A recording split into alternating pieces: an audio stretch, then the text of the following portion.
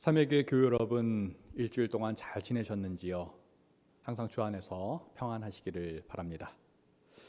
오늘 함께 읽으신 그 창세기 24장, 로마서 7장, 마태복음서 11장의 공통적인 핵심 내용은 무엇입니까? 바로 오직 주님만을 의지하라, 이것입니다. 오직 주님만 의지하라. 먼저 로마서 7장에서 사도 바울은 이러한 특이한 흥미로운 얘기를 합니다. 제가 한번 다시 읽어보겠습니다. 로마서 7장 21절에서 23절 말씀입니다. 여기에서 나는 법칙 하나를 발견하였습니다. 곧 나는 선을 행하려고 하는데 그러한 나에게 악이 붙어 있다는 것입니다. 나는 속사람으로는 하나님의 법을 즐거워하나 내 지체에는 다른 법이 있어서 내 마음의 법과 맞서서 싸우며 내 지체에 있는 죄의 법에 나를 포로로 만드는 것을 봅니다. 자, 이 구절에서 사도 바울은 법칙을 발견했다고 합니다. 자, 이 법칙은 무엇입니까? 바로 우리 신앙인들의 인생 법칙입니다. 우리가 세상을 살아가면서 하나님을 믿게 되고, 그래서 이 세상의 논리가 아닌 뭔가 하나님의 일을 하고 그렇게 선하게 살고 싶은데, 그런 마음은 우리 속사람, 곧 우리 영에 있는데 이 세상 속에 살고 있는 겉사람, 육체가 말을 듣지 않아서 자꾸 유혹에 빠진다는 그런 말입니다. 내 속사람과 겉사람이 계속 투쟁하고 서로 갈등을 일으키는 이런 법칙을 발견했다는 이야기입니다. 자, 이게 바로 우리 신앙인들이 살아가는 아주 현실에 닥친 우리 인생의 법칙입니다. 신앙이 없는 사람들은 별로 신경 쓰지 않아도 될 법칙입니다. 그러나 사도 바울처럼 하나님을 올곧게 믿고 사도로 살아가기를 다짐하는 이런 사람들에게는 이 법칙은 너무나도 힘든 법칙입니다. 그래서 이 법칙 속에서 헤어나고 싶어서 내 속사람대로 하나님을 제대로 이 세상 속에서 섬기고 살아가기 위해서 어떻게 이 인생 법칙의 굴레에서 벗어날 수 있는지 사도 바울은 고민하면서 질문을 던집니다. 24절입니다. 나는 비참한 사람입니다. 누가 이 죽음의 몸에서 나를 건져주겠습니까? 우리 신앙인들에게도 같은 고민이 되는 질문입니다. 자, 이러한 인생 법칙에서 좀 해방되기 위해서 많은 신앙인들이 여러 가지 노력을 합니다. 이렇게 말했던 사도 바울도 본래 이 인생 법칙에서 헤어나기 위해서 부단한 노력을 했습니다. 그는 예수님을 알기 전에 아시는 대로 바리새인 중에 최고의 바리새인이었고, 또 가말리알이라는 아주 현명한 그런 바리새인 지도자의 제자로서 정말로 율법을 제대로 실천하기 위해서 노력을 했습니다.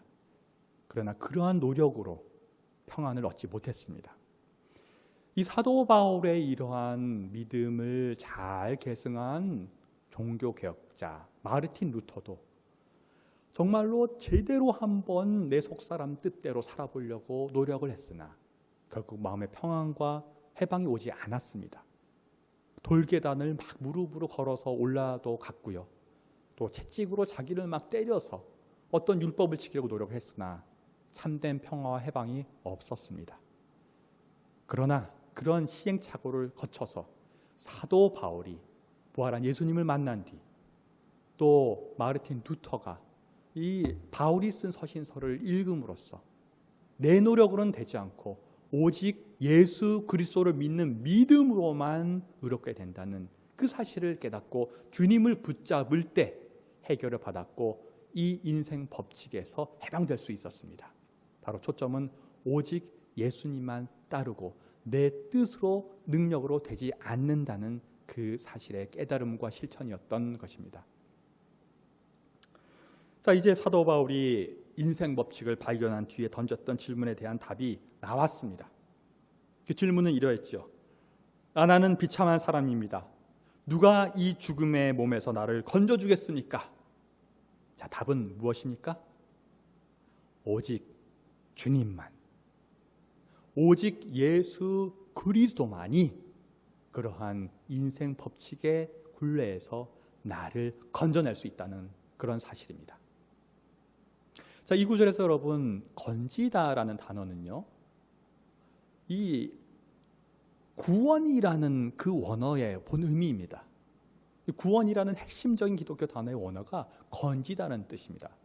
바로 물에 빠진 사람을 건져낸다는 것이 기독교에서 말하는 구원입니다. 자, 우리가 물에 빠졌을 때 누가 나를 건져낼 수 있습니까?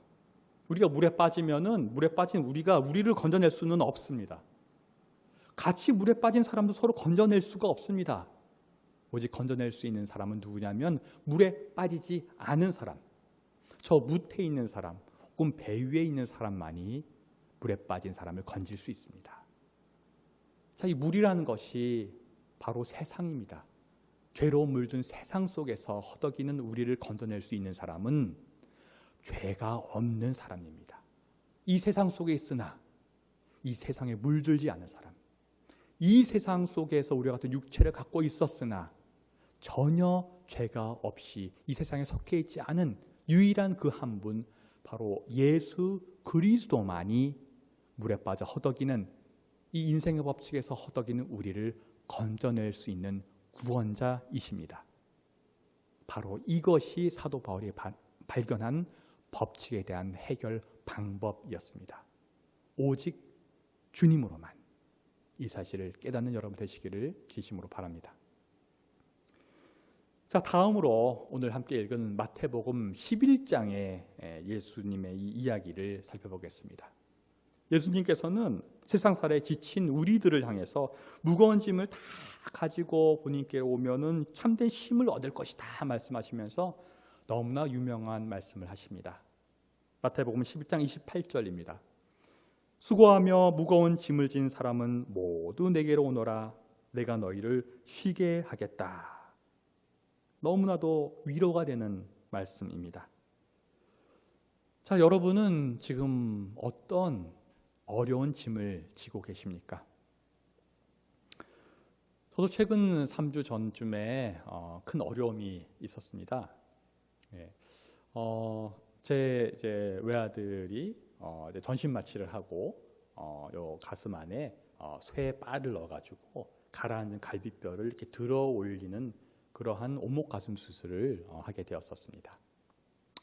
물론 은혜 가운데 하나님의 은혜로 수술이 잘 되었고, 물론 가슴 통증이 남아있지만 지금은 잘 회복을 하고 있고, 3년간 그 발을 차고 있어야 되긴 하지만 그 바가 갈비뼈와 잘 융화되도록 지금 회복 중에 있습니다. 자, 이런 어려움에 처할 때 그 어려움 자체도 문제지만 그 어려움이 탁 당하면은 불안과 걱정스러운 우리의 마음이 더 큰 문제입니다. 이게 잘 될까? 도대체 이게 어떻게 될까? 여러분들은 그런 어려움이란 걱정, 불안을 어떻게 해결하고 쉼을 얻으십니까? 역시 해답은 하나입니다. 우리의 힘과 노력으로는 되지 않습니다. 믿는 사람들에게는 오직 주님만 의지하는 믿음이 필요합니다. 오늘 함께 읽으신 창세기 24장의 리브가 같은 믿음입니다. 오늘 리브가에게 아브라함의 종이 찾아와서 이게 다 하나님의 뜻이라고 하면서 나를 따라서 가족과 고향을 등지고 결국 가서 시집으로 오라는 그런 제안을 합니다. 이 얘기를 듣고 가족들이 리브가에게 묻습니다. 너 정말 따라갈래?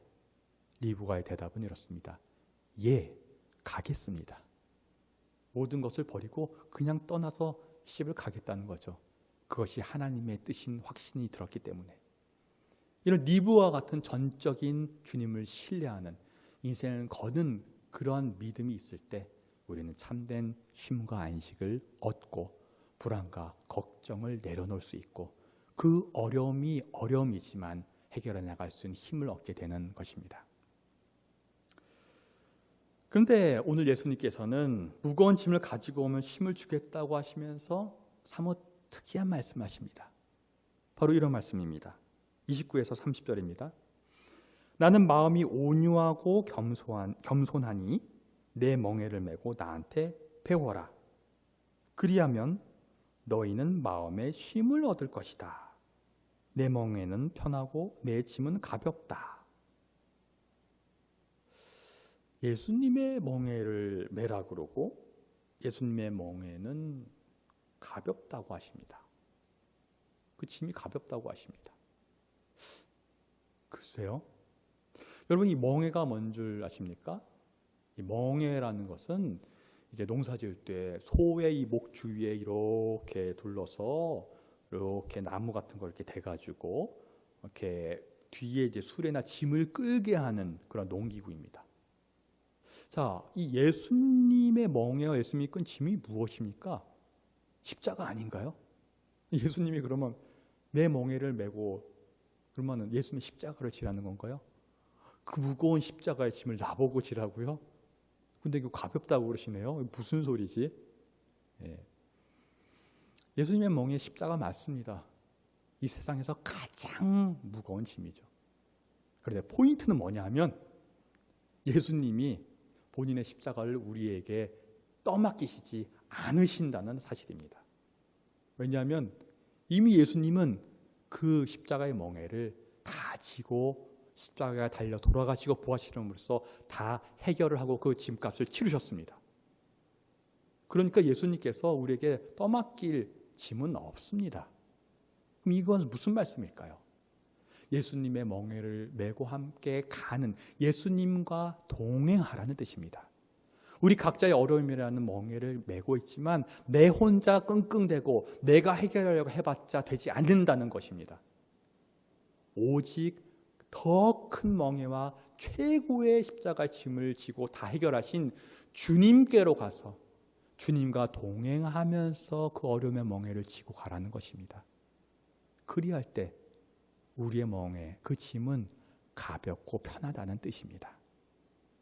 이렇게 주님께 의지하고 동행함으로써 우리의 어려움을 다 내려놓고 맡기고 의지하고 결국 편하고 힘을 얻는 여러분 되시기를 바랍니다. 어느 선교사님께서 선교지에 어디 갔는데 농사를 지는데 어린 소한테 멍에를 메고 수레를 끊는 법을 가르치는 장면을 봤다고 합니다. 가서 보니까 어린 소가 멍에는 맸는데 뒤에 짐이 없었다고 합니다. 가만히 보니 어린 소 옆에 그 어미 소가 멍에를 메고 진짜 수레를 끌고 있었다는 것입니다. 어린 소가 할 것은 무엇이었냐면은 멍에를 맺긴 맸는데 옆에서 진짜 짐을 끄는 어미 소를 따라서 그거를 같이 가면서 그냥 배우는 것이었다고 합니다. 바로 이것이지요. 주님께서 내 멍에를 메고 배우라고 하셨잖아요. 주님과 함께 동행할 때 내 멍에가 어떻습니까? 가볍습니다. 이미 우리의 어려움, 우리의 모든 죄악까지도 다 짊어지고 십자가로 감당하신 주님이 오히려 감당하고 우리는 그 감당에 감사하면서 감격하면서 구원의 기쁨으로 함께 동행하는 것을 배우기만 하면 된다는 놀라운 사실입니다. 오늘의 말씀을 마무리합니다. 여러분은 지금 속사람과 겉사람 사이에 이러한 굴레 같은 인생 법칙 속에서 지금 어떤 세상의 유혹에 빠져 있습니까? 혹시 돈을 올바로 사용하지 않을 유혹이 있습니까? 무슨 자리를 차지하고 싶은 명예욕이 있습니까? 내 권한으로 다른 사람에게 함부로 하고 싶은 권력 유혹이 있습니까? 다른 사람은 관계에 있어서 거짓말하고 싶은 유혹이 있습니까? 뭔가 만만한 내 가족에게, 내 친구에게, 지인에게 뭔가 화가 그리고 짜증을 내고 싶은 유혹이 있습니까? 크건 작건 그러한 유혹에서 벗어나고 싶으십니까? 그렇다면 실례지만 여러분의 힘과 노력으로는 되지 않는다는 사실을 깨달으시기 바랍니다. 신앙인은 그 인생의 법칙의 굴레에서 헤어나기 위해서, 그 세상 속의 유혹에서 벗어나기 위해서, 그래서 나의 속사람의 영이 말하는 뜻대로 살기 위해서는 오직 예수 그리스도 그분만을 의지해야 합니다. 우리와는 달리 아무 죄가 없으신 분, 모든 유혹을 100% 이겨내신 분, 완전히 자유를 줄 수 있는 그 구원자 예수 그리스도를 붙들고 의지할 때에만 그런 인생의 법칙의 굴레에서 우리는 건져냄을 받을 수 있는 것입니다. 오직 주님만을 의지할 때 사도 바울의 고백처럼 우리 주 예수 그리스도를 통하여 나를 건져주신 하나님께 감사를 드릴 수 있는 것입니다. 다음으로 여러분은 지금 어떤 어려움에 처해 있습니까? 어떤 어려운 짐을 짊어지고 있습니까? 건강의 어려움입니까? 물질의 어려움입니까? 가족 문제로 인한 어려움입니까? 혹은 인간관계의 어려움입니까? 더 중요한 것은 그런 어려움으로 인한 우리의 걱정과 불안, 이거를 누구에게 하소연하고 참된 쉼을 얻고 계십니까? 역시 중요한 사실은 진정한 참된 쉼과 위로와 평안은 세상 누구에게서도 본인의 노력과 힘으로도 받을 수 없다는 사실입니다. 오직 그 참된 쉼과 위로는 예수 그리스도를 통해서만 얻을 수 있는 것입니다. 진정한 위로, 그 평안, 그것을 줄 수 있는 자는 오직 예수 그리스도, 모든 세상 멍에 짐을 짊어가서 십자가에 달려 돌아가시고 우리의 모든 죄악까지 담당하시고 그 값을 치르신 구원자 예수 그리스도를 의지하고 그와 동행할 때만, 그분께 내 짐을 내놓을 때만 우리는 참된 위로와 쉼을 얻을 수 있는 것입니다. 그렇게 주님께 모두 내려놓고 참된 쉼을, 위로를 얻을 수 있는 참된 신앙인 모두 되시기를 주님의 이름으로 축원합니다. 다 함께 묵상 기도 드리시겠습니다.